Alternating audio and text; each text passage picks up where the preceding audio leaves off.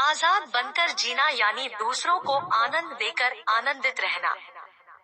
रिश्तों में क्या होना चाहिए और क्या नहीं होना चाहिए, आइए जानते हैं रिश्तों की सीधी के 6 पायदान। आइए जाने कि रिश्तों में क्या हो। रिश्तों में मोह मिटाने के लिए, उच्च चेतना व समझ विवेक जगाने के लिए हो। अपने चारों तरफ जी रहे लोगों पर जब हम निर्भर मोहताज रहते हैं, तब हम धीरे धीरे गुलाम बनने लगते हैं। हर काम के लिए जब हमें किसी के सहारे की आवश्यकता पड़ती है, तब हम सुस्त व कामचोर बन जाते हैं। इसका फायदा दूसरे लोग उठाते हैं। वे हमसे मनमानी करवाते हैं और हम मोहताज बन जाते हैं। मोहताज न बने, सहारों के प्रति मोह का त्याग करें।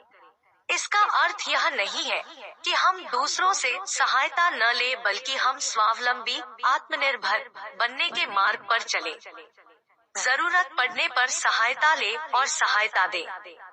यदि आप आजाद बनकर जीना चाहते हैं, दूसरों को आनंद देकर आनंदित रहना चाहते हैं, दुख को सदा दूर करके आनंद को सदा पास रखना चाहते हैं, तो आपको इस मोह से जल्द मुक्त होना है। हर रिश्ता हमारे लिए आईना है।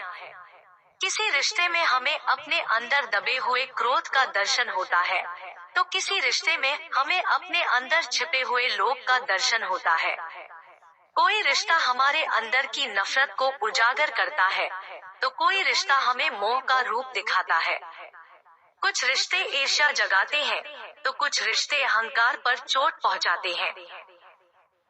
कोई रिश्तेदार डर के रूप में सामने आता है, तो कोई रिश्तेदार घृणा व द्वेष का दीदार कराता है। ये सब देखकर हमें निराश नहीं होना है, बल्कि समझ के साथ स्वयं का साक्षात्कार करना है। समझ का यह प्रकाश आपके अंदर हुए अंधेरे को दूर करके आपको सत्य की रोशनी प्रदान करेगा। यह समझ प्राप्त करने के लिए तथा स्वयं का दर्शन करने के लिए हर रिश्ते पर मनन करें। हमारे जीवन के हर मोड़ पर रिश्ते कैसे बनते हैं, रिश्तेदारों को क्या समझकर हम व्यवहार करते हैं, इसे नीचे दी गई रिश्तों की सीधी से समझें। पहली पायदान, बच्चा जब छोटा होता है, तब उसका रिश्ता हर चीज से मैं और वस्तु का होता है, यानी वह हर चीज को बेजान समझता है। एक वस्तु उठाकर दूसरी वस्तु पर फेंकता है। शीशा टूटे या दिल टूटे उसे कोई फर्क नहीं पड़ता। अज्ञान की वजह से उसके लिए तोड़फोड़ करना साधारण सी बात है। दूसरी पायदान, बच्चा जब थोड़ा बड़ा होता है, तब उसका रिश्ता हर चीज से मैं और वस्तु मैं और तुम का होता है, यानी वह अपने माँ बाप भाई बहन को वस्तु निर्जीव समझता है और वस्तुओं को जानदार सजीव समझता है। वह अपनी चीजों पेन, घड़ी, computer, bike, nail polish, dress, shampoo इत्यादि से प्यार करने लगता है और जिद करके लोगों का वस्तुओं की तरह इस्तेमाल करता है। लोगों की भावनाओं का वह कोई ख्याल नहीं रखता। तीसरी पायदान, बच्चा जब थोड़ा समझदार होता है, तब उसका रिश्ता हर चीज से मैं और वस्तु का होने लगता है, यानी वह रिश्तों और इंसान को वस्तुओं से ज्यादा महत्व देने लगता है। वह लोगों की भावनाओं को समझने लगता है। उसके अंदर दूसरों के प्रति प्रेम जागता है। अब यह इंसान को इंसान और वस्तु को वस्तु जानकर व्यवहार करना सीख चुका होता है। इस पायदान पर उसका व्यवहार सही दिशा लेने लगता है। चौथा पायदान, बड़ा होकर जब वह काफी समझदार होता है, तब उसका रिश्ता हर चीज से मैं और तुम का होता है, यानी वह इंसानों को तो आदर देता ही है, साथ ही साथ बेजान चीजों को भी आदर देने लगता है। वस्तुओं में भी वही तरंग है जो इंसानों के अंदर है, यह मानकर वह चीजों को फेंकना बंद करता है। उन्हें सलीके से रखने लगता है, दरवाजे को पटकने की बजाय धीरे से बंद करने लगता है। उसके अंदर हर चीज के प्रति तेज प्रेम जागने लगता है। पांचवी पायदान, ज्ञान प्राप्त करके जब वह भरपूर समझदार होता है, तब उसका रिश्ता हर चीज से वस्तु और वस्तु का होने लगता है। यानी वह यह जान जाता है कि आज तक वह अपने शरीर को ही मैं मान रहा था और सामने वाले शरीर को तुम मान रहा था।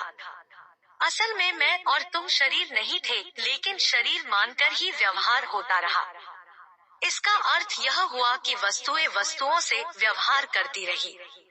अब वह साक्षी बनकर रिश्तों में होने वाले व्यवहार को तटस्थ भाव से देखना सीख लेता है। इस अवस्था में पहुंचकर वह आखिरी अवस्था को समझने लगता है।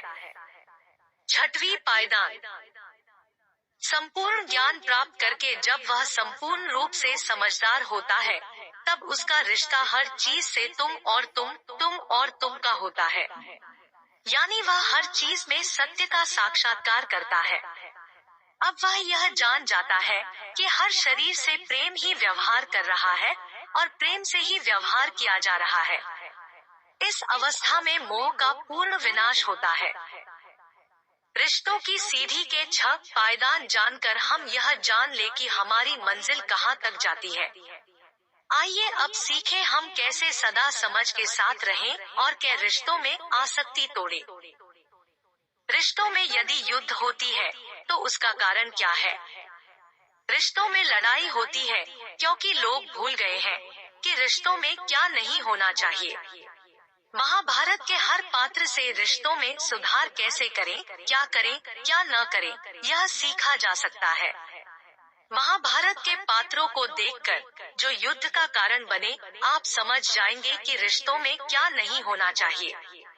महाभारत के पात्रों में जब दुर्योधन हमारे सामने आता है, तब हमें झट से पता चलता है कि रिश्तों में अहंकार नहीं होना चाहिए, क्योंकि रिश्तों में अहंकार अशांति लाता है। रिश्तों में अहंकार होगा तो झगड़े होने ही वाले हैं।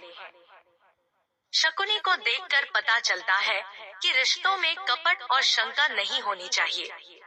रिश्तों में शंका होगी तो इंसान ऐसा सोचकर कि मेरा रिश्तेदार इससे बात कर रहा है, उससे बात कर रहा है, यह ऐसा क्यों है, वैसा क्यों है, अंदर ही अंदर कुढ़ता रहेगा, जलता रहेगा। उसकी तुलना चलती रहेगी, उसे हरदम शंका आती रहेगी कि मुझे यह नहीं दिया, उसे क्यों दिया। रिश्तों में जब शंका आने लगती है और कपट होने लगता है, तब रिश्ते टूटने लगते हैं। परिवार के सदस्यों में शंका की वजह से एक दूसरे के साथ संवाद बंद हो जाता है। अंदर ही अंदर इंसान शक करता रहता है।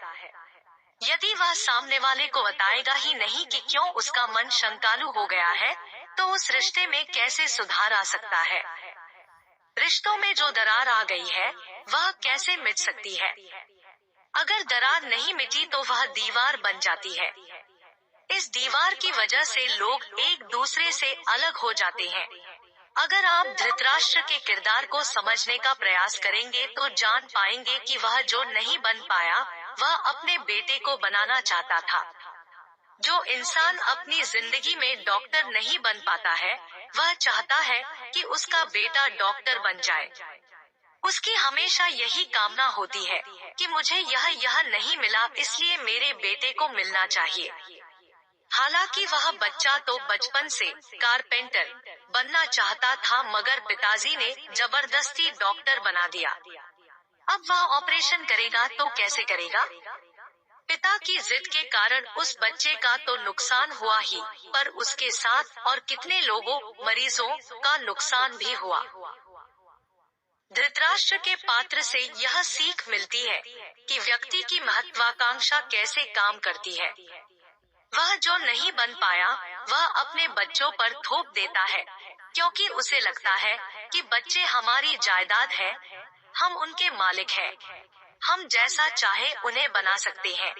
दुर्योधन जैसा था उसे वैसा बनने के लिए धृतराष्ट्र भी जिम्मेदार था, क्योंकि धृतराष्ट्र भी यही चाहता था कि उसका बेटा राजा बने। उसने आग में तेल डाला। दुर्योधन चाहता था कि उसे सिंहासन मिले और धृतराष्ट्र ने हमेशा उसी का साथ दिया। उसकी महत्वाकांक्षा भड़कती रही और यहाँ तक भड़की कि महायुद्ध हुआ और उसमें पूरा परिवार भस्म हो गया। व्यक्ति के अहंकार की महत्वाकांक्षा दुर्योधन के साथ जुड़ी थी। दुर्योधन का अहंकार और ऊपर से महत्वाकांक्षा दोनों जुड़ेंगे और साथ में है शकुनी, तो रिश्तों में और क्या हो सकता था। रिश्ते बिगड़ने के लिए फिर और क्या चाहिए। दुर्योधन की मां गांधारी, जो आंखें होते हुए भी आंखों पर पट्टी बांधती थी। आंखें होते हुए भी कोई आंखों पर पट्टी बांधे तो वह अज्ञान और आसक्ति का प्रतीक है।